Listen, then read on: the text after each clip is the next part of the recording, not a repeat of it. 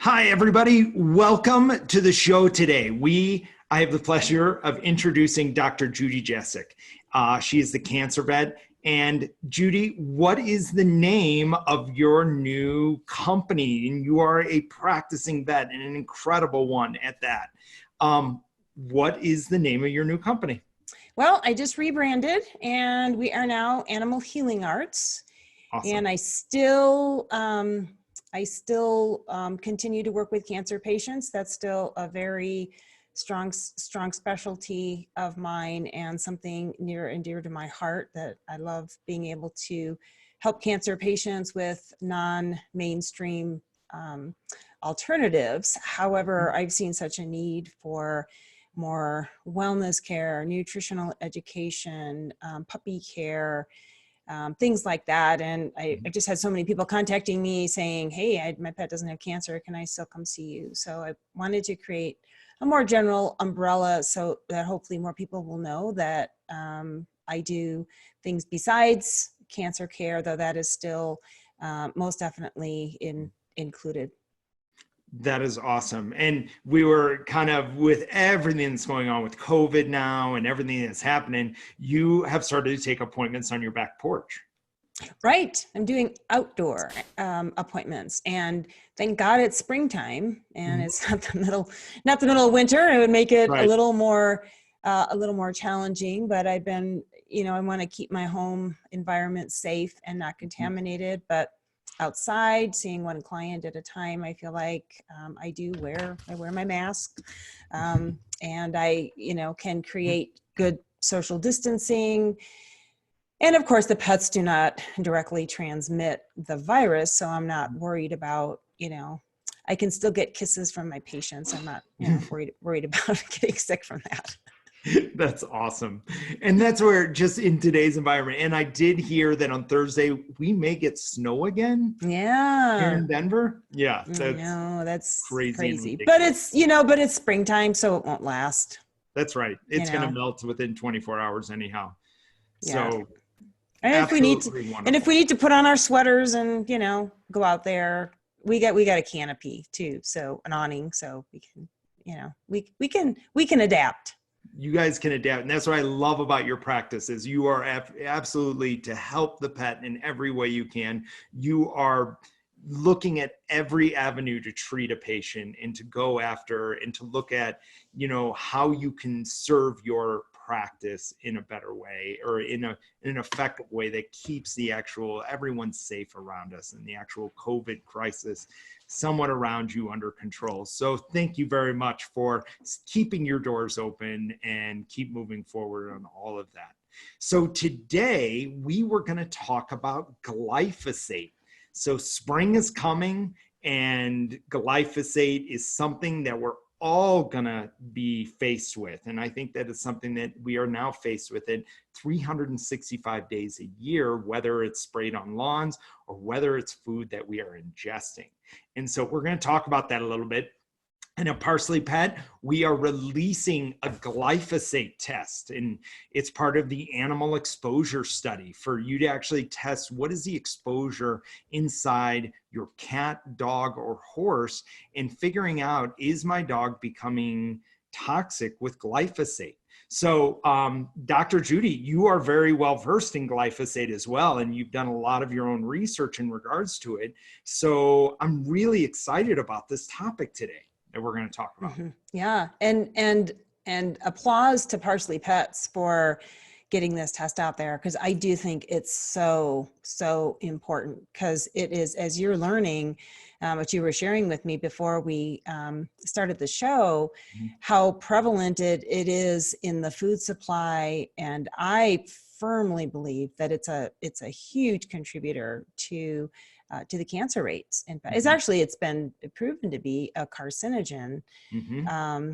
And we know it's out there now in the environment. I think it's super important for people to realize that you may not spray these chemicals on your yards, but your neighbors are, and it's going to drift. We've had a lot of wind lately. It can drift. It can get into the groundwater. So you have to be really careful about where you take your pets. I take my pets to a nearby lake where it's, still wild. They don't Yeah. spray, at least not that I'm aware of. I guess they could always be spraying, but usually you can tell because you can see the weeds kind of shriveled up on the side of the paths and stuff. Yeah. And I have seen some of that, but you were saying, Matt, how some of the testing research is showing that the biggest source of glyphosate is in the food supply.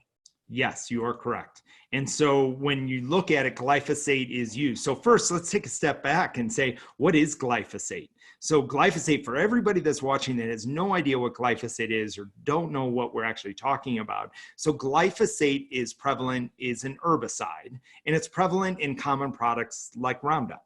So think of most herbicides that you would spread on your lawns. In aquatic plants, they use it as well. And on the edges of forest paths, they'll use glyphosate and spread it on there to reduce the weeds and the vegetation growth, because it does inhibit vegetation from growing because it's an herbicide. So what happened is in our world is about 40 years ago, what glyphosate started to become more prevalent. It was purchased by Monsanto. That's why Roundup is owned by Monsanto. And because of that glyphosate exposure, they started to spray it on all of our crops. So it helps fruits and vegetables to ripen faster. I don't think we need our fruits and vegetables to ripen faster. So everything is really driven by big business on that side. And also it allows, they spray it 2 weeks before harvest because it actually dries the product out. So if they spray it on wheat, oats, lentils, garbanzo beans, it actually dries it out. So it's easier for the farmer to harvest the actual crop itself. Now, they've genetically modified our grain to only germinate when glyphosate is spread on the grain. So now they're hitting it twice in one season, spraying it at the time of actual the planting of the actual seed itself, and then again at time of harvest. So now most of our foods are riddled with glyphosate. And so now to avoid it, you cannot spray glyphosate on an organic based crop. But Dr. Judy, as you pointed out, it's still the farmer next door has glyphosate, he's spraying his grain with glyphosate. So the wind is going to bring it over into the edge of the organic crop. Doesn't mean you don't eat organic versus conventional. It just means that that it's just more prevalent in our society today and what's around. Then on the other side, they're spraying it on our lawns. I mean, I know years ago, I used to use Roundup on my lawn before I was aware of what glyphosate actually does inside the body, because as you said, it's a carcinogen. And they've noticed incidences of lymphoma starting to arise. And this is part of the study that that Larry Boland is conducting, is to determine if that's one of the causes of the increase in lymphoma cancers. Yeah, and there's actually been lawsuits now, right? Farmers have actually been suing Monsanto and winning. Right. I don't know if they'll ultimately win. I'm sure that Monsanto will appeal, but it's at least raising some awareness. So the farmers are starting to realize, hey, why are we getting so much cancer?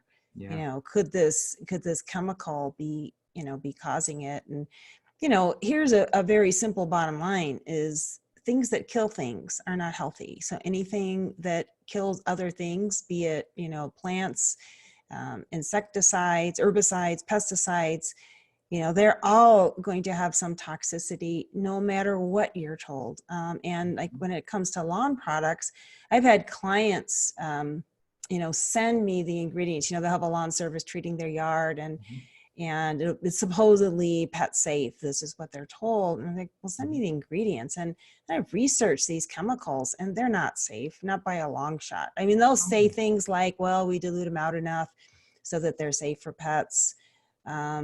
But they're not. And there can be, a repeated exposure too. So a one-time exposure, body might be able to handle that. But when they're getting it over and over and over, especially if they're getting it in their food dish twice a day. And so it doesn't matter if you're feeding any kind of of dry food, actually any food, even if it's canned, because I see a lot of canned foods that have carbs in them, pea proteins or soy protein, or all of these things are coming from products that are heavily, heavily sprayed and can accumulate it. And like you were saying, Matt, they spray these on right at the time of harvest. So it's not just that they're spraying them during the time they're growing to prevent the weeds from growing. They're used as a desiccant to dry them. So you're getting a direct dose right on the plant. And so it doesn't matter what kind of commercial kibble, they all have to have some kind of carbohydrate in to make it form the kibble. So whether it's grain or grain-free, all of your oats and barley and wheat and your garbanzo beans and lentils and all of this stuff is highly contaminated, as your testing is shown. Yeah. And, it's interesting. Some of the numbers that they're seeing now is in human exposure, they're seeing about 0.5 parts per billion in regards to human exposure when humans are tested. But in cats, they're seeing an 8 parts per billion exposure, and in dogs they're seeing over 15 parts per billion exposure. Yeah, that's amazing how much higher it is. Do you think, is there any evidence that dogs like concentrate it or accumulate it more? And are people better at eliminating it? Have they done any research there? Well, if you look at glyphosate, actually chelates out of the system within 7 days. So as long as you stop exposure of continued glyphosate, you can limit the amounts. But let's take a look at a grain-free diet. So grain-free diets consist of garbanzo beans, lentils, pea protein, and all of these other things that are against grain.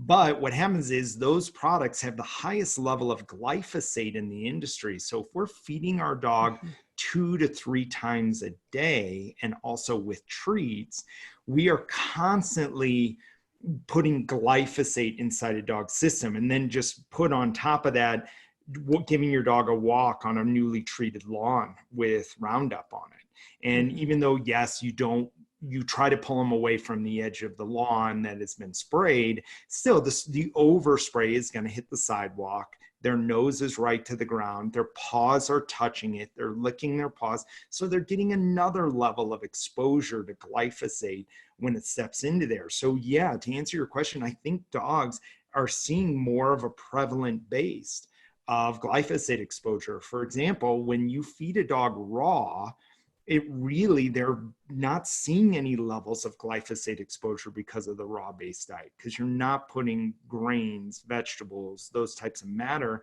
into the actual raw meal at a high levels. Right. I mean, that's another reason to feed raw. Get away from the kibble. Not only is it superior nutritionally, but getting away from this, just horrific toxicity. And look at the cancer rates, going up in dogs. I mean, when I look at how the cancer rates have increased in the 30 plus years that I've been practicing, like what else is going on? Well, they're spraying a whole lot more glyphosate now than they did 30 years ago. It's terrifying, all of this stuff that we're being told that yes, it's safe or it's at safe levels, but like you pointed out, it's not. I mean, you look at glyphosate, when it enters into our bodies, it actually starts to affect our gut microbiome, because all those microbials that are in there, if glyphosate is killing the growth of plant matter, certain plant matter, well, isn't it also inhibiting the growth of our microflora within our guts itself, and inhibiting our healthy bacterial growth from actually happening? So if we all believe that the gut microbiome is a forgotten organ inside of our bodies and how important it is, why would we ingest something that would affect that? Right. It actually, from what I understand, was originally labeled as an antibiotic. So that tells you right there that it will have a direct effect on your dog's microbiome. So you think about, how we try to minimize antibiotics and we give probiotics, and then you're putting something in your dog's food dish or cat's twice a day that's basically full of a chemical that also acts as an antibacterial and is going to have a negative effect on the microbiome. And that's why we see a lot of gut issues clear up when dogs come off of, and cats come off of kibble and switch to a raw or a fresh food diet. Yeah, because you're allowing their gut microbiome to flourish again. And the sad part about a lot of this too is there's not a lot of studies. So something that I have here is there's less research on the consequences of glyphosate on the health of pets than on the health of humans. So they're studying humans, but they're not studying pets. So, and with this large correlation between glyphosate and lymphoma, like you said, could this be one of many reasons of why we're seeing such high levels of cancer inside of our pets? And you're looking at numbers where humans are 0.5 part per billion and dogs are over 15 parts per billion inside their bodies with glyphosate exposure. Yes, I mean, this is why I really like what we're doing at ParsleyPet and being a part of the animal exposure study is we're really anybody that engages in this glyphosate test are going to become part of a citizen science and take a look at, can you really start to create some correlations regarding pet health and glyphosate exposure? And if we start doing that, then at that point, we can start affecting and making changes to the actual diet itself on a macro level and really go out to the industry and say, this is unhealthy and unsafe to be putting or spraying on any of our grains or on our lawns on that case. Is this a urine test? It is a urine test. Okay. It is the first urine test. So when you do order the test from our site, all that data is sent to HRI labs. Even the survey that every pet parent has the option of taking. It's completely voluntary, but we highly recommend take this survey in regards to the exposure levels. That goes directly to HRI labs. And then when you purchase the test on our site, HRI labs will ship a testing kit to you for collecting the urine. And they don't need much. I mean, we're talking 2 or 3 drops of urine is enough to test. But, you know, as in all things, you probably want to have an ounce of urine collected in order for the test to test the correct levels and what we need to see. Yeah, that's so cool. I'd love to start, testing some of my cancer patients and find out, because then people can start to look at, okay, what's their pet's lifestyle? What are they feeding their pet? Where do they take their pet? And how can we get these levels down? Yeah.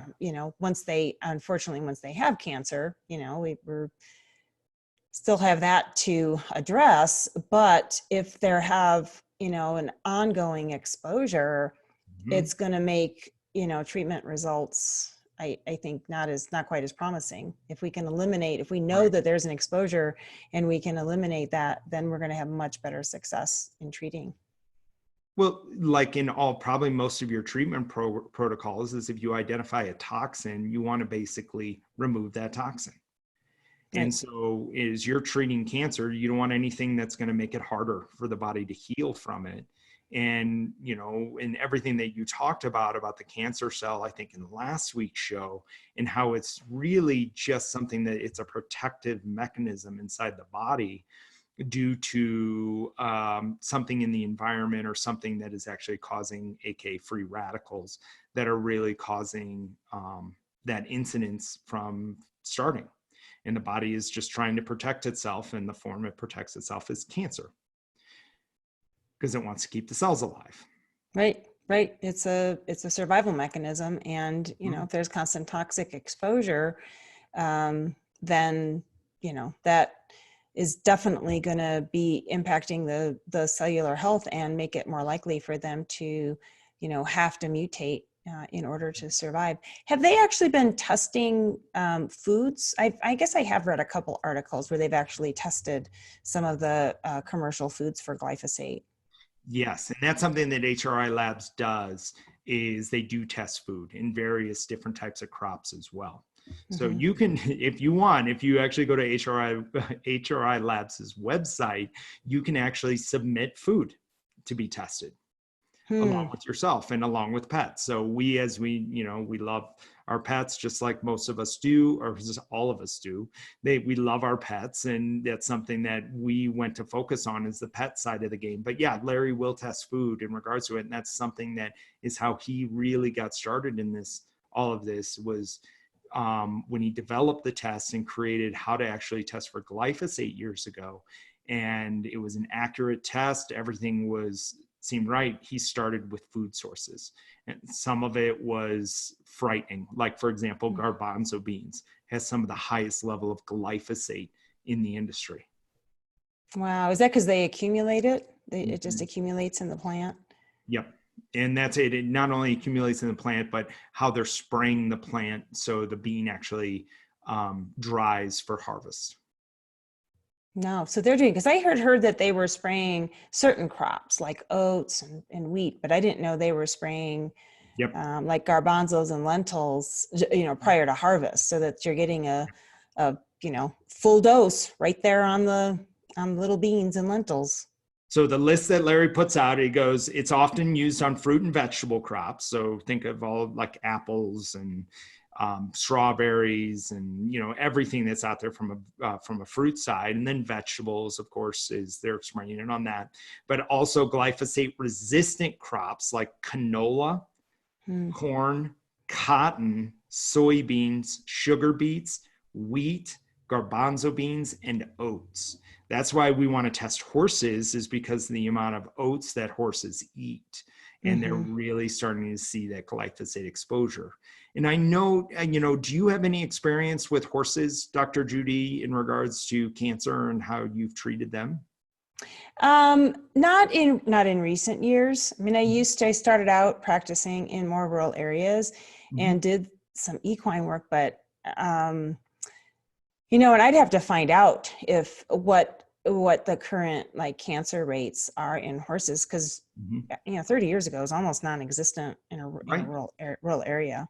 Yeah. You didn't even see it, but I'm going to guess based on what this research is showing that it's going up in horses as well. Yeah, they're actually seeing about 13 parts per billion in horses. Wow.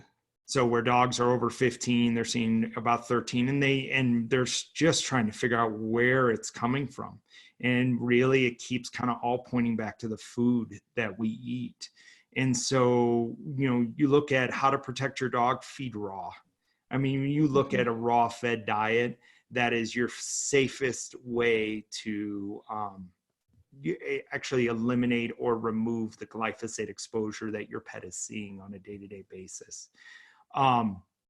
You had talked to Dee Dee over at Raw Dog Food Company, and she had said that her supply of raw dog food is good, that they're not seeing huge supply disruptions in regards to, feeding raw and that type of thing. So I don't think not feeding raw is something that should be thought of as we've got to just get everything we can, protect ourselves from, lack of supply in the industry with everything that's going on with COVID-19 now. As I think that the supply is good, and that if you're really looking at protecting your dog as best as you can, dog or cat, is really going more towards a raw-based diet and get away from the grains and also get away from the non-grain based vegetable matter like garbanzo beans and lentils and soy and all of that stuff that tends to, read the back of a bag of dog food, hydrolyzed soy protein.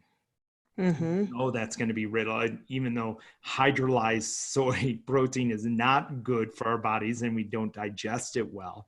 It's something too that on that level of now you throw glyphosate on top of that mix. Yeah. So you're taking something that's not good for you or for your pet nutritionally to begin with, and making it even more toxic, So yeah, and it wouldn't be a bad idea, just to stock up a little bit, after you get stocked up on toilet paper, then make sure that you get stocked up on your little extra food for your pet, especially if you have a freezer, have a little bit on hand. Don't wait till you're out. to order again in case there are some disruptions or some slowdowns. But and you know, I know a lot of people are losing jobs right now and are worried about money, but I can guarantee you that the extra money you spend on feeding raw is going to be way less than the vet bills if your pet, you know, gets sick. What if your pet gets cancer and then you can't treat that because you don't have the resources? I mean, there's, you know, practicality, but if you can keep them on that fresh food diet now and keep them healthy, you're going to greatly decrease their chances of getting cancer or a whole host of other diseases on down the road. Yeah, it's like a pay now or pay later perspective. Yeah, and it's a lot less. Oh, I can To, imagine. for it's a lot less to pay for good nutrition now than, you know, an $8,000 to $10,000 you know, expense if your pet gets critically ill. Yeah. Oh, and it's easy 8 to 10. And, you know, if your pet is young, let's say you have a 7-year-old Labrador and it's your best friend in the world, and it all of a sudden starts to show signs of cancer, and you take it in and the dog does have cancer, would you spend the 8 to 10,000? Yeah. I would. Yeah. Or can you, you know, I mean, unfortunately with, you know, there's going to be some, you know, I think economic implications from this whole coronavirus thing. And, you know, if your money gets tight, you know, think ahead. What are your priorities going to be? What are you know, you're going to have to prioritize for your family. And, you know, our pets are so important to us now too, they're always important to us, but during these times of crisis, disruptions in our routine, it's like, man, you can just go hang out with your pets or get outside and take your dog for a walk. It's like, you know, deep breath. It's like you can just kind of take a little break from the craziness. So, you know, don't I know there's you know, everybody has a lot on their mind right now, but don't let your pet's health slide, because they're going to be so important to you getting through this. That's a great point. I mean, the amount of stress reduction that a pet brings to our lives it's unmeasurable. So, I mean, even for ourselves and for our health, eat healthy. You know, if you do have the ability to buy organic, spend a little bit extra to buy organic, because that does limit the amount of glyphosate exposure that is on those vegetable and fruit crops, when they're not directly being sprayed on it. They may indirectly receive it, but it's definitely much different than directly spraying on top of all of those crops. So you're looking at, you know, the types of, you know, you eating correctly as an individual. Well, why wouldn't we do the same for our pets? And why wouldn't we help them with their ultimate health of everything? That's why we do the nutritional blueprint. Is we want to test mineral levels to make sure that your dog is receiving all the correct diet that it needs to receive for ultimate health. But now on another side, let's test for where there might be toxins being exposed inside, you know, from the environment and from the foods that we feed our pets, and see if we can eliminate it. If we know it chelates out of the system within 7 days, and if I can find the source of where glyphosate is being introduced, or even if my dog has high glyphosate exposure, once I identify the cause of it, it's easy to reverse it. This is not once they have it for the rest of their lives. No, once they have it, 7 days, we can get it out of their system. And it's usually some very simple steps that can help to make that happen. Yeah, just find the source. But I think, you know, that's why I love the testing, because I think actually showing that pets have these higher levels, these toxic levels, will be very, you know, very eye-opening. Because I can say the majority of the cancer patients that I see are either currently feeding kibble or have been on kibble a good part of their life. So I mean, there's lots of reasons why I think feeding kibble contributes to cancer, but I think this glyphosate is one of them. A huge part of that, because they're ingesting, it's like you said, their body never gets a break from it. If you're feeding kibble a couple times a day, or they're grazing all day long out of their food bowl, their body never gets a break from it, so it can't ever detox. Yeah. And now their gut microbiome is being altered as a result of it. And they don't have good gut health. And so you're basically just desiccating one of the forgotten organs inside their bodies. That is easy. Well, figuratively easy to repair and replace as long as we stop damaging it. Yeah. Well, all the cells in the body turn over, they all change. So if we quit doing the things that are damaging them, the body will heal. And that's, my big approach is supporting the natural healing ability of the body. And the two main ways that you do that is you give it the right tools, nutrition, first and foremost. And part of that is you got to remove any toxic insults that are, being ingested. And I go over, I'm amazed, some of the things I find in supplements. I read labels all the time, and some supplements that have, they say what they're supposed to do, and then you start reading the ingredients, and you'll have some grains and some things in there like that don't even make sense that they're in there in the first place, and they're potentially harmful, potentially toxic. So you have to be really, really careful. Yep. The amount of preservatives they do put in some of those supplements.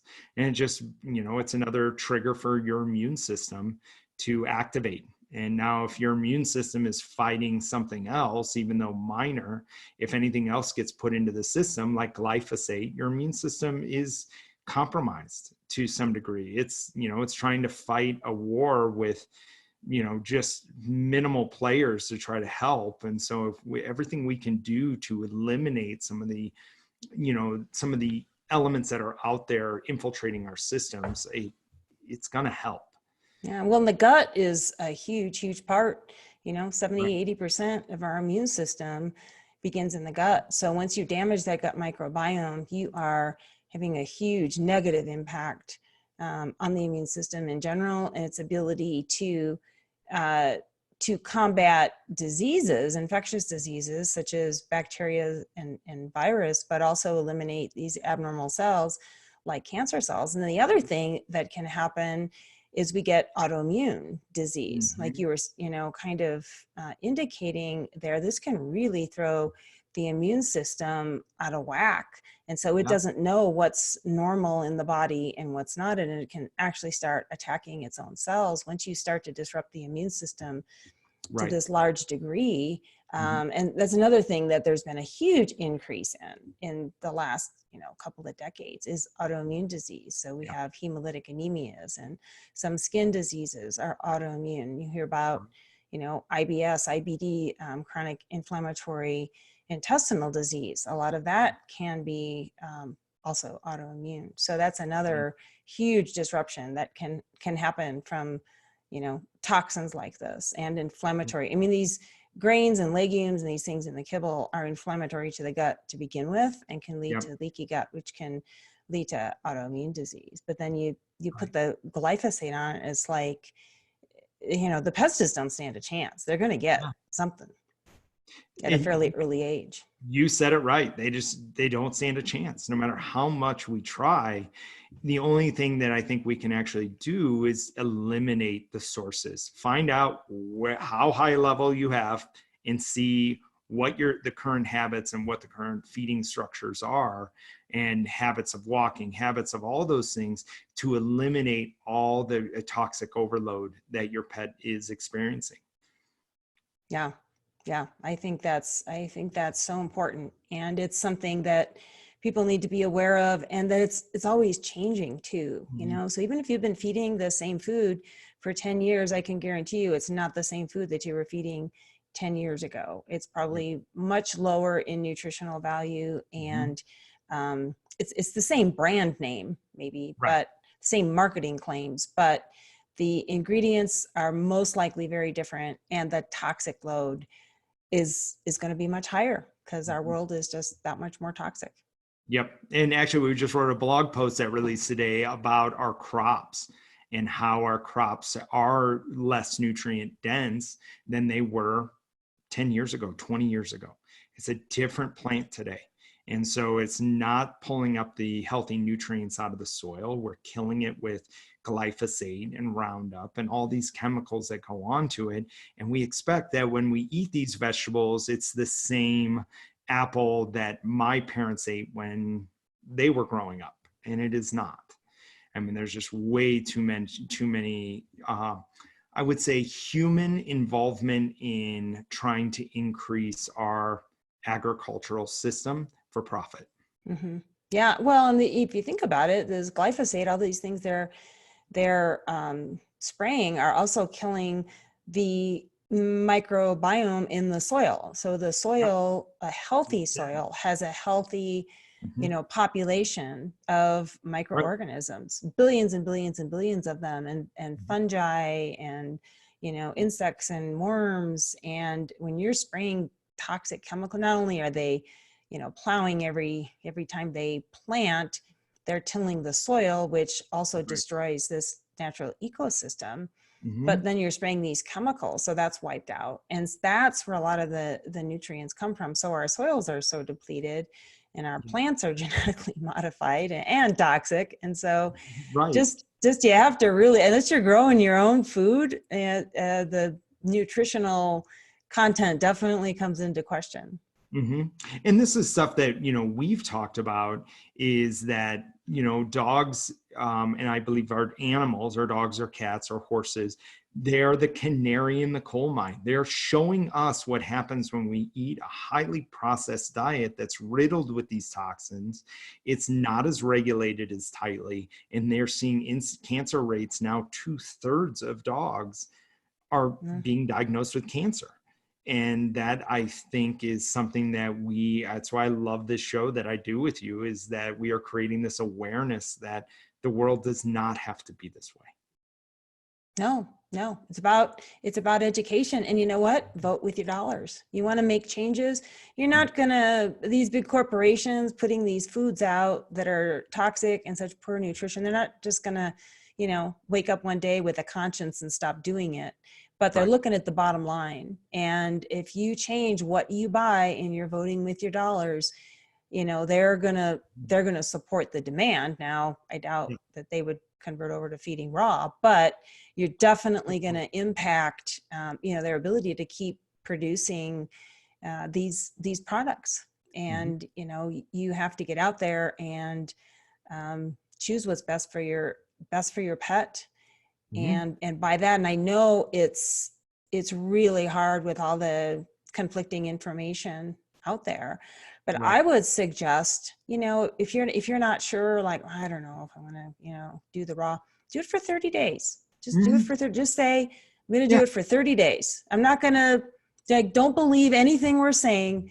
Just say, I'm going to do this for 30 days and Right. see what you notice in your pet. And Yeah. by far, the majority are going to just see tremendous health improvements in their pet. Because most people I talk to that transition to raw say, oh, I'll never go back.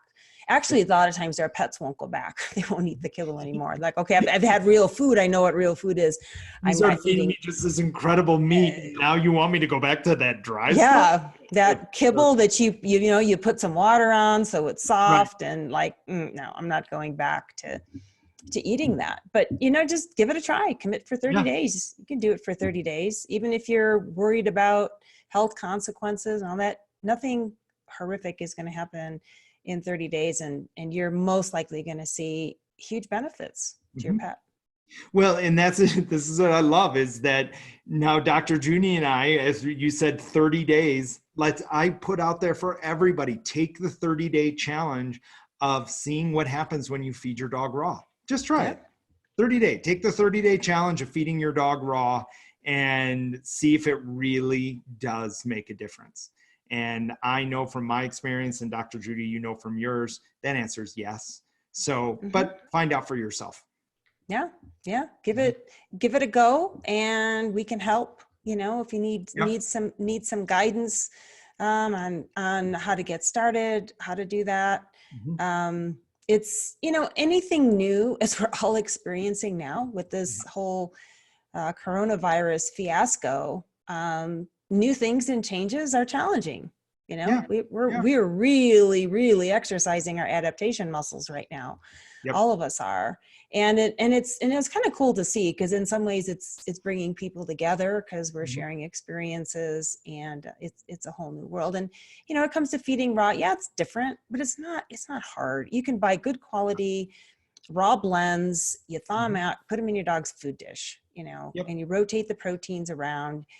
and, you know, a little safe handling, wash the food dishes when your dogs are done. Don't leave the food sit out. If for whatever reason they don't eat it right away in 15 or 20 minutes and put it in the fridge. They'll be hungry next time. It's not hard. It's not hard. It's just new. That's all. That's right. You hit it on the head. It's just new. It's just different. Yeah. So we want to thank you guys so much for listening to us today and listening about glyphosate and the benefits of feeding raw in all these moments. So Dr. Judy, thank you for the show today. Thank you, Matt. And thanks for everything you do at ParsleyPets. You know, I think it's just great. And we keep getting this information out there, and we'll start to change the lives of pets and make them a whole lot healthier. One meal at a time. One meal at a time.